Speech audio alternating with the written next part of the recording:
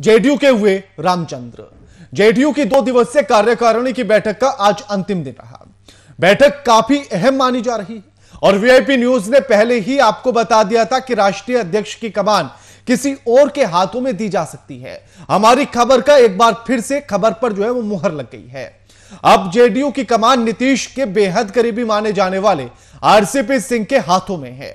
खुद नीतीश कुमार ने आरसीपी सिंह के नाम को प्रस्तावित किया। इसके साथ ही बैठक में कई ऐसे मुद्दों पर भी मंथन जारी है जो प्रदेश की दिशा तय कर सकते हैं। और इसी पर देखिए हमारी एक खास रिपोर्ट।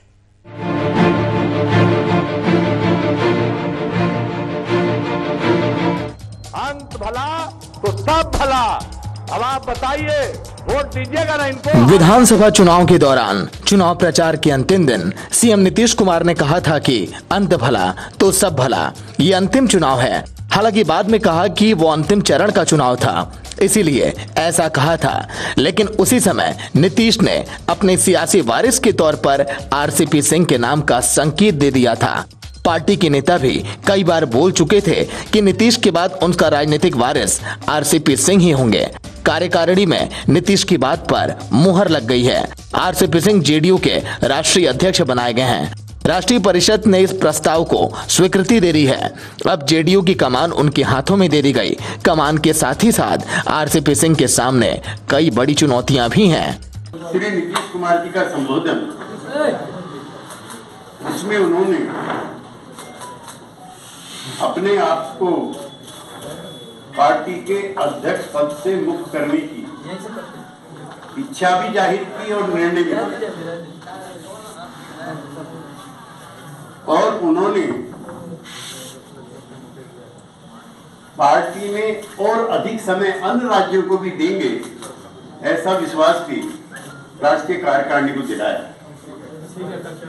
दूसरे अपने निर्णय में उन्होंने श्री आरसीपी सिंह जो नेता लोकसभा में हैं, उनका नाम प्रस्तावित किया और सभी पार्टी के राष्ट्रीय कार्यकारिणी के सदस्यों ने सर्वसम्मति से उस पर अपनी मोहर लगाई और राष्ट्रीय परिषद की भी मोहर लगाई। और आपके बीच में ये सूचना पहले से भी है कि श्री आरसीपी सिंह अगले 3 वर्षों के लिए पार्टी के नए अध्यक्ष होंगे। आरसीपी सिंह नीतीश कुमार के बेहद करीबी माने जाते हैं। पार्टी के सभी फैसलों में उनकी सहमति अनिवार्य होती है। अब आरसीपी सिंह के हाथों में जेडीयू की कमान है। बड़ी जिम्मेदारियां हैं और चुनौतियां भी उतनी ही बड़ी। जेडीयू के सामने बिहार में खिसकती जमीन बचाने की चुनौती है, संगठन विस्तार की जिम्मेदारी है और जेडीयू के अंदर अरुणाचल की घटना के बाद काफी आक्रोश भी देखा जा रहा है।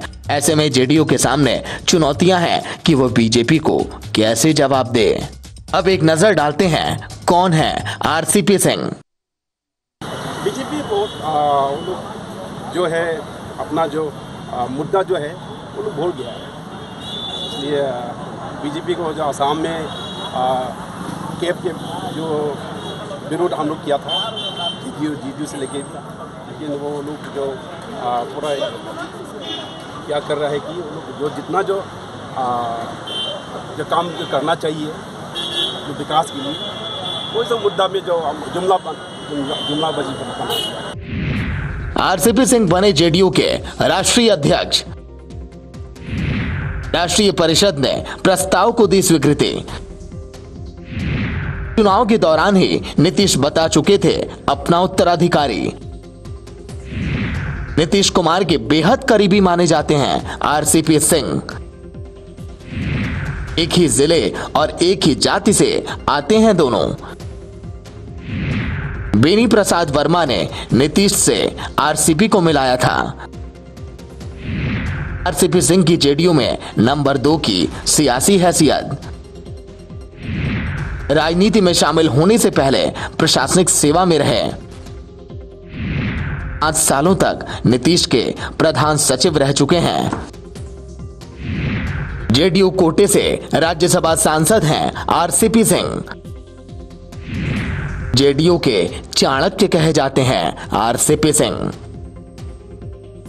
चुनाव के समय सीटों का बंटवारा हो या पार्टी में प्रत्याशियों का चयन, सीएम नीतीश कुमार आरसीपी सिंह पर सबसे ज्यादा विश्वास करते हैं। हालांकि पार्टी में पिछले साल कार्यकर्ताओं की रैली में भीड़ जुटाने में आरपी सिंह बेहद सफल नहीं रहे थे।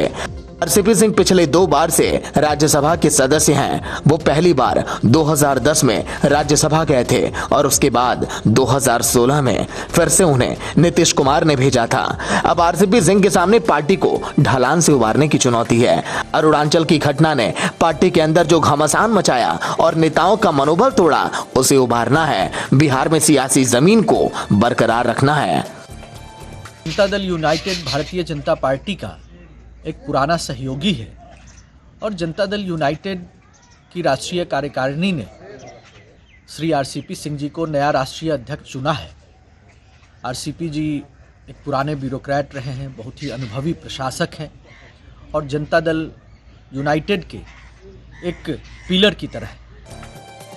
नीतीश ने पटना स्थित पार्टी कार्यालय में नेताओं और कार्यकर्ताओं के साथ बैठक के दौरान ये बात कही थी कि उनके बाद सब कुछ आरसीपी सिंह ही देखेंगे। ये पहला मौका था जब सीएम नीतीश कुमार ने 2 टूक शब्दों में उनके बाद पार्टी में कौन उनका राजनीतिक वारिस होगा ये कहा। वैसे भी आरसीपी सिंह को जेडीयू में नंबर 2 भी माना जाता था।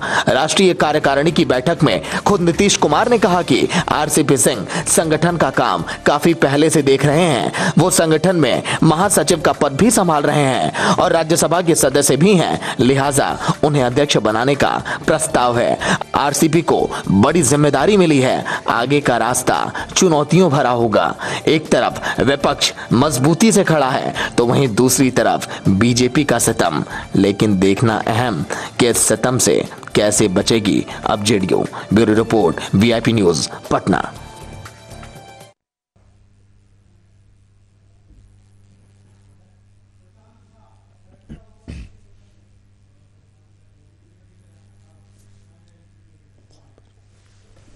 इस खबर पर हमारे साथ हमारे एग्जीक्यूटिव एडिटर प्रशांत झा जी फोन लाइन पर जुड़ गए हैं। प्रशांत जी, रामचंद्र को जेडीयू के अध्यक्ष पद का प्रसाद मिल चुका है, किस तरह से देखा जाए? देखिए राणा, ये रामचंद्र प्रसाद सिंह को अध्यक्ष बनाने, राष्ट्रीय अध्यक्ष बनाने के लिए ये लगभग 1 सप्ताह पहले ही जेडीयू के इंटरनल कोर कमेटी की बैठक में ये प्रस्ताव लाया गया था और उसी समय यह तय कर लिया गया था कि रामचंद्र सिंह यानी आरसीपी के नाम से जो मशहूर हैं जेडीयू के राष्ट्रीय प्रधान महासचिव, उनको राष्ट्रीय अध्यक्ष के पद पर बिठाया जाएगा। और उसी दौरान इसकी पूरी रणनीति भी तैयार कर ली गई थी और इसके सहारे बीजेपी पर भी पलटवार करने की कोशिश की गई थी और जिसमें कि आज जेडीयू लगभग कामयाब दिखी है, क्योंकि जेडीयू ने जो आरसीपी को यह कमान दी है उसके पीछे की वजह यह है कि एक तरफ बीजेपी से तालमेल में माहिर है रामचंद्र प्रसाद सिंह, तो दूसरी तरफ नीतीश कुमार जब राष्ट्रीय अध्यक्ष के पद से फ्री होंगे तो निश्चित तौर पर बिहार में जो भी गतिरोध है बीजेपी और जेडीयू के बीच में मंत्रिमंडल को लेकर के उस पर वो कमांड कर लेंगे। तो इस कुल मिला के ये कहा जा सकता है कि रामचंद्र प्रसाद सिंह को जेडीयू के राष्ट्रीय अध्यक्ष बनाने के बाद नीतीश कुमार ने एक तीर से 2 निशाना साधा है। राणा, अगर बात की जाए, क्योंकि अभी ऐसे में पार्टी के सामने तमाम चुनौतियां हैं, कहीं ना कहीं ढलान की तरफ भी पार्टी जा रही है, तो ऐसे में आरसीपी सिंह के सामने भी तमाम चुनौतियां होंगी कि कैसे उभारा जाए। बिल्कुल आप सही कह रहे हैं। ये सब मौजूदा यही है कि जो जनता दल यू का बिहार विधानसभा चुनाव 2020 में जो जिस तरह से ग्राफ गिरा है, उस ग्राफ को लेकर के जेडीयू में कई बार मंथन भी हो चुका है और ये चिंता भी जताई गई है कि इस ग्राफ को ऊपर कैसे किया जाए। देखिए, बिहार में 2005 से नीतीश कुमार सत्ता में बैठे हैं और उस समय से बीजेपी के साथ इनका रिश्ता रहा है। ये रिश्ता और भी पहले से है, काफी पुराना, अटल सरकार से ये रिश्ता इनका साथ में चल रहा था। और ऐसे में इस बार जब उनकी संख्या कम हुई है विधायकों की, उनका वोट परसेंटेज कम हुआ है, नीतीश कुमार का जो फेस वैल्यू था उसमें भी जब गिरावट हुई है, तो इसको लेकर के जेडीयू की भारी चिंता थी। इसी सबको सामने रखकर, इसी के मद्देनजर यह फैसला लिया गया। यह बहुत बड़ा फैसला है कि रामचंद्र प्रसाद सिंह, जिसको कि उत्तराधिकार दिया गया है नीतीश कुमार का, और एक तरह से ये कहा जा सकता है कि अब आरसीपी जो है वो नीतीश कुमार की पार्टी के राष्ट्रीय अध्यक्ष हो गए हैं और उनको यह जिम्मा सौंपा है नीतीश कुमार ने। और जिस तरह से इस आज की बैठक के बाद नीतीश कुमार ने बीजेपी पर एक तरह से निशाना भी साधा कि उन्होंने कहा कि सरकार बनाने के जिम्मा वो के लिए वो बीजेपी को बोले थे, वो खुद सरकार बनाए और वो सपोर्ट करेंगे। इन सब चीजों को लेकर के आरसीपी इसमें माहिर खिलाड़ी हैं और वो जेपी नड्डा से, अमित शाह से इस सब मुद्दों पर बात करेंगे और बिहार में तालमेल की जो स्थिति है उसको कैसे मजबूत किया जाए। और नाचल की जो स्थिति हुई है जिससे कि जो गठबंधन धर्म है उस पर एक सवाल खड़ा हो गया है, तो इन सब मुद्दों को निभाने के लिए आरसीपी को आगे करके नीतीश कुमार आप पूरी तरह से कंसंट्रेट करेंगे बिहार में कि उनका जो फेस वैल्यू है वो 2005 की तरह फिर से एस्टेब्लिश हो जाए। प्रशांत जी, अगर जिस तरह से आज प्रेस कॉन्फ्रेंस हुई, प्रेस कॉन्फ्रेंस में जब मीडिया ने उनसे सवाल किया, केसी त्यागी से उनसे पूछा गया कि अरुणाचल प्रदेश में जिस तरह की स्थितियां बनी हुई हैं उनको लेकर बीजेपी से क्या बातचीत चल रही है, तो उनका जवाब आया कि ये सारी बातचीत तो आपके द्वारा हो रही है, मीडिया के द्वारा हो रही है। तो क्या एक कम्युनिकेशन गैप देखा जा रहा है बीजेपी और जेडीयू के बीच? अरुणाचल में जिस तरह से 6 जेडीयू के विधायक बीजेपी में शामिल हो गए, उसको लेकर के जेडीयू के मन में तो एक आलोचना का भाव है ही बीजेपी का, जिसको कि केसी त्यागी ने 2 दिनों से लगातार वो इस पर वो बोल रहे हैं कि बीजेपी ने गठबंधन धर्म नहीं निभाया।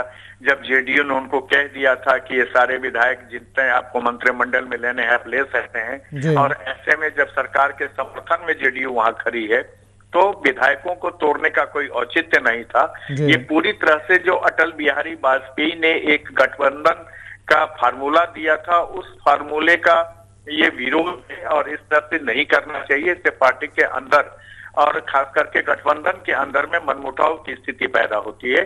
तो ये साफ जाहिर है कि ये इस तरह के बयानात से बीजेपी को लगभग आईना दिखाने की कोशिश की है जेडीयू ने, और इस बयान के बाद अभी तक बीजेपी के तरफ से छोटे मोटे नेता तो कुछ कहते रहे हैं, लेकिन जो बड़े नेता हैं उनकी तरफ से इस पर कोई बड़ा बयान नहीं आया है कि इसको कैसे कंसोल करेंगे जेडीयू को। लेकिन एक बात साफ है जी, बिल्कुल शुक्रिया जी, शुक्रिया प्रशांत जी आपका हमारे साथ ये तमाम बातचीत करने के लिए।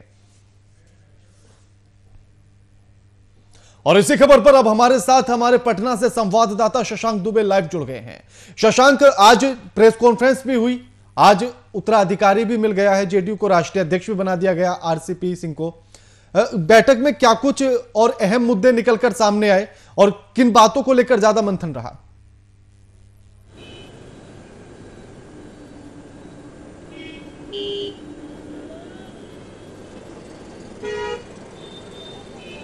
देखिए, सबसे बड़ी बात है ना कि जो आज प्रेस कॉन्फ्रेंस हुई है, जो आज राष्ट्रीय परिषद की बैठक हुई है, उसमें 2 बातें बहुत अहम है। पहला, जो केसी त्यागी ने बताया, जो राष्ट्रीय प्रवक्ता हैं जदयू के, उन्होंने कहा है कि जो अरुणाचल प्रदेश का मुद्दा हुआ है उसको लेकर पार्टी में काफ़ी क्षोभ है, पार्टी काफ़ी दुखी है और कहीं ना कहीं इसको कंपनसेट किया जा सकता था, लेकिन बीजेपी ने गठबंधन धर्म का पालन नहीं किया है। दूसरी तरफ उन्होंने एक और बयान दिया है कि आज राष्ट्रीय परिषद की बैठक में लव जिहाद पर जो कानून बनाए जा रहे हैं बीजेपी के द्वारा या तमाम बीजेपी के घटक दलों के द्वारा, बीजेपी की सरकारों के द्वारा राज्यों में, उसका कहीं ना कहीं जनता दल यू विरोध करती है और उसका कहना है कि इस तरह के कानून जो है संविधान परक नहीं है। तो एक तीर से 2 निशाने साधे हैं, जहां उन्होंने क्षोभ व्यक्त किया है और भारतीय जनता पार्टी का कहीं ना कहीं एक तरह से आलोचना की है। ऐसे में एक बात और निकलकर सामने आती है कि नीतीश कुमार का ये पुराना दाव रहा है। अगर आप पुराने इतिहास को उठाकर देखें तो वो हमेशा इसी तरह से अपनों पर निशाना साधते हैं और दांव चल देते हैं। क्या अब इसी तरह की रणनीति लेकर चलेंगे वो अब बीजेपी के खिलाफ, ताकि गठबंधन टूटने का रिस्क भी न रहे और विरोध का संदेश भी चला जाए?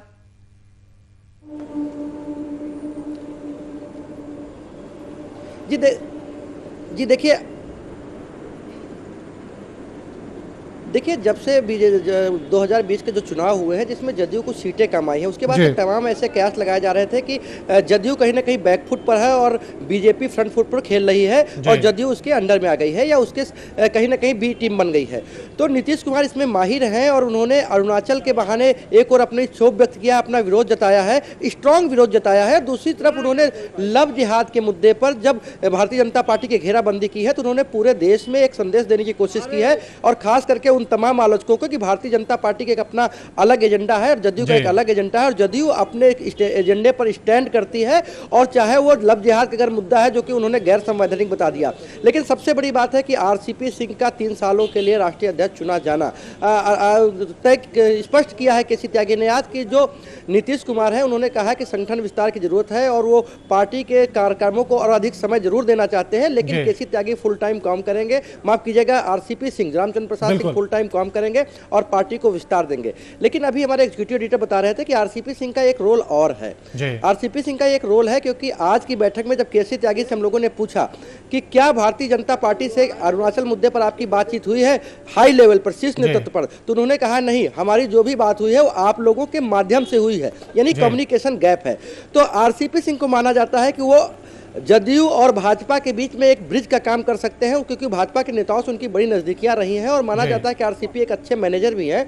तो कहीं ना कहीं जो भाजपा और जदयू के बीच रिश्तों के बीच में कहीं ना कोई जो मिसअंडरस्टैंडिंग है या कम्युनिकेशन गैप है उसको फिल करने में आरसीपी सिंह एक बड़ी भूमिका निभा सकते हैं। तो आरसीपी सिंह को कई फ्रंट पे जिम्मेवारियां मिली हैं, अब देखना है कि आरसीपी सिंह नीतीश के जो जिम्मेवारी नीतीश कुमार ने उनको दी है उस पर वो कितना खरे उतर पाते हैं। अगर देखा जाए, क्योंकि जिस तरह से आप अभी जिक्र कर रहे थे तो मुझे कुछ किस्से भी याद आ गए। 2012 में अगर देखा जाए, 2012 में एनडीए की तरफ से जो राष्ट्रपति के लिए जब चुनाव हो रहे थे तो एनडीए ने अपने उम्मीदवार को उतारा सगमा को, जबकि नीतीश कुमार एनडीए में शामिल थे लेकिन कांग्रेस के प्रत्याशी प्रणब मुखर्जी को वो अपना जो है समर्थन दे देते हैं। उसके बाद ऐसे तमाम मुद्दों पर केंद्र सरकार को लेकर उन्होंने देखा होगा आपने, एनआरसी को लेकर उन्होंने वो विरोध में जाकर खड़े हो गए थे, अब वो लव जिहाद को लेकर खड़े हो गए हैं। क्या सिर्फ इन्हीं नीतियों पर अब चलेंगे और इन्हीं नीतियों से जवाब देंगे वो, यूं माना जाए बीजेपी को?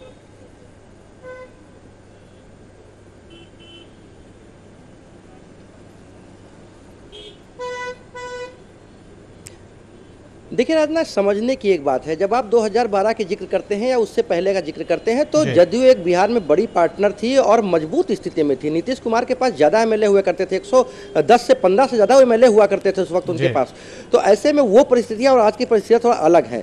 लेकिन उस वक्त भी जदयू जो है धारा 370 हो, चाहे ट्रिपल तलाक हो या कॉमन सिविल कोड हो, तमाम मुद्दों पर कहती थी कि भारतीय जनता पार्टी की वो साथ नहीं है। लेकिन आज जब नीतीश की परिस्थितियां माना जा रहा है कि नीतीश बैकफुट पर है, तो नीतीश कुमार ने यह दिखाने की कोशिश की है कि जदयू अपने पुराने स्टैंड में कायम है, विकास के मुद्दे को लेकर और कॉमन एजेंडे को लेकर, कॉमन मिनिमम प्रोग्राम को लेकर वो बीजेपी के साथ उसका गठबंधन है। लेकिन जो डिस्प्यूटेड मैटर्स है उनमें जदयू की एक अलग राय है। और आज का जो ये राष्ट्रीय परिषद की बैठक में इसमें लव जिहाद जैसे संवेदनशील मुद्दे को शामिल करना, नीतीश एक संकेत दे रहे हैं भारतीय जनता पार्टी को कि वो अपने अलग राह में चल सकती है और चलती रही है और आगे जरूरत पड़ी तो चलेगी।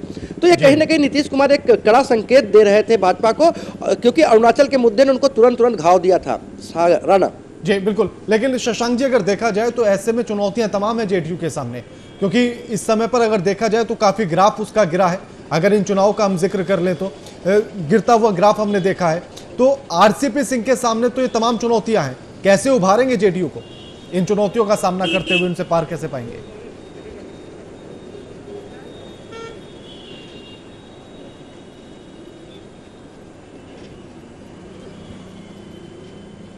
देखिए, अगर जेडीयू के गिरते ग्राफ की बात की जाए तो निश्चित रूप से इस चुनाव में 2020 के चुनाव में 2005 के बाद नीतीश कुमार का जो वैल्यू थी, जो फेस वैल्यू थी, वो काफ़ी नीचे स्तर पे थी। लेकिन इसके बावजूद जदयू ने जो वोट गेन किया है, जदयू के आज राष्ट्रीय प्रवक्ता ने भी कहा, केसी त्यागी ने कहा कि जदयू का जो वोट परसेंट है वो पहले की तुलना में कम नहीं हुआ है। हालांकि कुछ जो इंटरनल मैटर्स थे, जो कुछ राजनीतिक गतिविधियाँ थी, उन्होंने इशारा किया था लोजपा की तरफ और कुछ ऐसी चीज़ों की तरफ जो कहीं ना कहीं उनको भीतरघात कर रहे थे। तो उन्होंने कहा कि इन तमाम चीज़ों की वजह से सीटें जरूर गिरी है, लेकिन नीतीश कुमार की फेस वैल्यू में कोई कमी नहीं आई। लेकिन दूसरी तरफ देखा जाए तो सच्चाई ये है कि ग्राउंड पे जदयू कमजोर हुई है और जदयू को कमजोर होने का कारण उसके संगठन भी है। तो नीतीश कुमार को ये लग गया था कि जब वो मुख्यमंत्री रहते हुए अगर जदयू के राष्ट्रीय अध्यक्ष भी रहेंगे तो संगठन विस्तार पर या संगठन के कामों में उतना समय नहीं दे सकते। चाणक्य भी कहा जाता है शशांक जी, जेडीयू का चाणक्य भी कहा जाता है आरसीपी सिंह को, तो इस बार चाणक्य नीति और बेहतर हो जाए।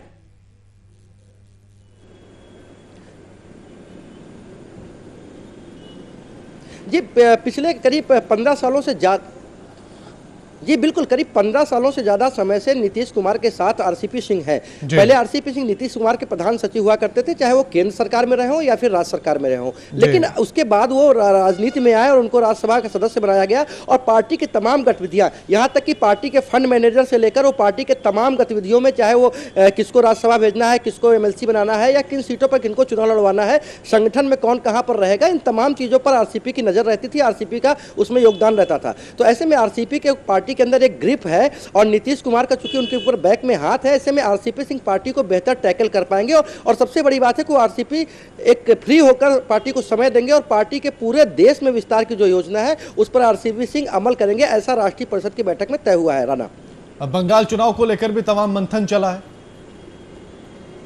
शशांक,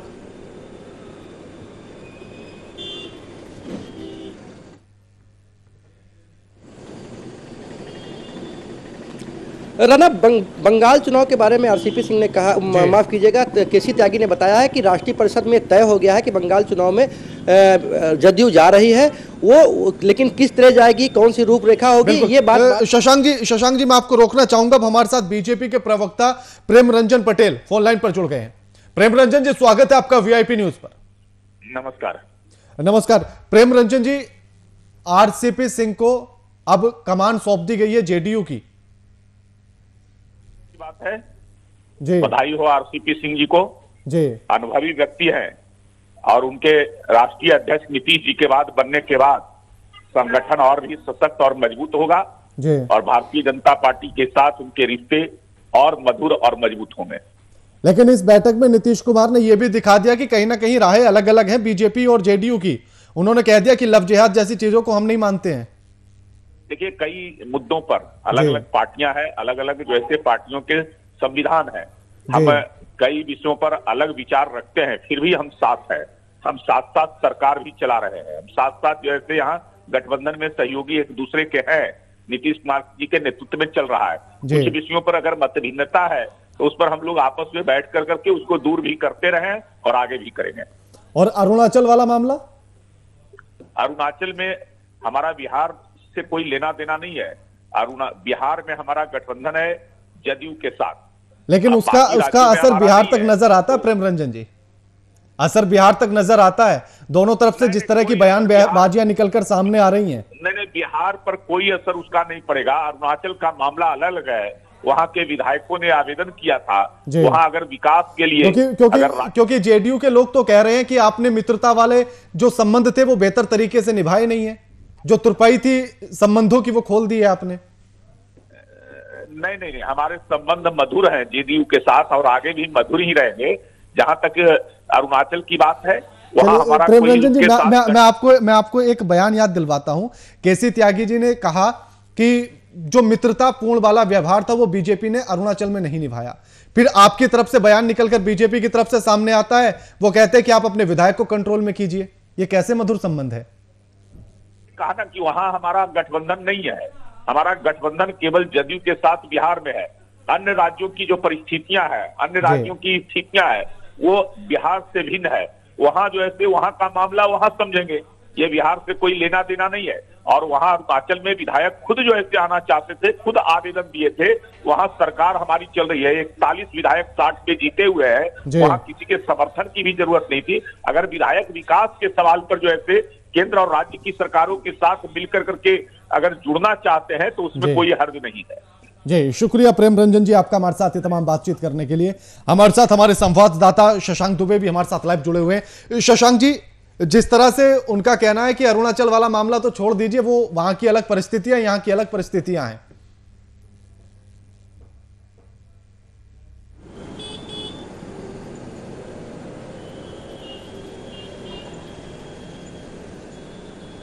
जी देखिए, इस विषय पर जदयू की भी यही कुछ राय है। आज केसी त्यागी ने प्रेस कॉन्फ्रेंस में कहा कि जो अरुणाचल के मुद्दा है वो अलग है और बिहार में हमारी गवर्नमेंट है और बिहार में जदयू और भाजपा के संबंध ठीक है और जदयू भाजपा के जो है यहाँ की सरकार चला रही है और कार्यकाल पूरा करेगी।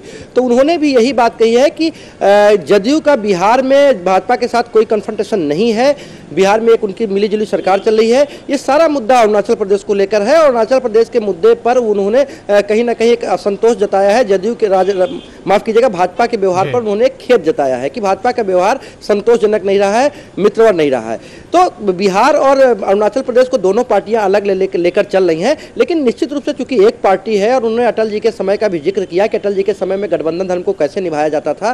तो एक तरह से कहा जाए कि गाढ़ जरूर है कहीं ना कहीं रिश्तों में, लेकिन एक तरह अभी जो बिहार के संदर्भ में अगर बात की जाए तो बिहार के संदर्भ में फिलहाल इस अरुणाचल के मुद्दे को लेकर कोई रिश्ते पर प्रभाव नहीं पड़ने जा रहा है और बिहार में एनडीए की सरकार अभी चल रही है और अभी तक जो दोनों पक्षों की बात है कि सरकार चलती रहेगी। जी बिल्कुल, शुक्रिया शशांक जी आपका हमारे साथ ये तमाम बातचीत करने के लिए और इस चर्चा में शामिल होने के लिए।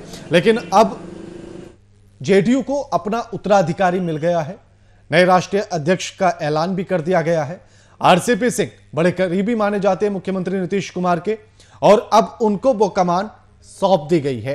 साथ ही अब देखना यह होगा कि जिस तरह से ग्राफ जेडीयू का गिरा है इन विधानसभा चुनाव में, जो धरातल पर उसके खिसकी हुई जमीन को देखा है, अब उस जमीन को कैसे वापस पाएंगे आरसीपी सिंह, ये तमाम चुनौतियां उनके सामने हैं। एनडीए गठबंधन को किस तरह से मजबूती दिलाएंगे, जेडीयू को किस तरह से मजबूती दिलाएंगे और कैसे एनडीए में मधुरता बनी रहेंगी, ये तमाम वो चुनौतियां हैं आरसीपी सिंह के सामने और किस तरह से इसको निभाया जाएगा ये देखने वाली बात होगी। इस कार्यक्रम में फिलहाल इतना ही, मुझे दीजिए इजाजत, नमस्कार।